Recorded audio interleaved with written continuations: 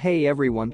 Today we're exploring SlashDreamer.com, an AI tool that turns your dreams into images. Let's dive in. First, head to SlashDreamer.com. You'll see a simple text box asking about your dream. I'm entering. Flying over a city made of candy, with chocolate rivers flowing between gingerbread skyscrapers. Hit generate and wait about 30 seconds. The AI works its magic, and there it is.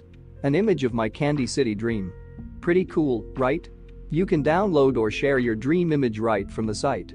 Now, let's break down what makes SlashDreamer tick. It uses advanced AI to understand your text and create images. The interface is super simple, just type and click. Image generation is quick, usually under a minute. The AI handles both concrete and abstract concepts well. You get high-quality, detailed images. No account needed, which is great for privacy. It sometimes struggles with very complex dreams, so keep it simple for best results. SlashDreamer is more than just fun. It could be useful for dream analysis, creativity, or even therapy. As AI keeps improving, tools like this will only get better. Be sure to visit our site, where we have collected thousands of services that use artificial intelligence, including alternatives to the hero of our today's video.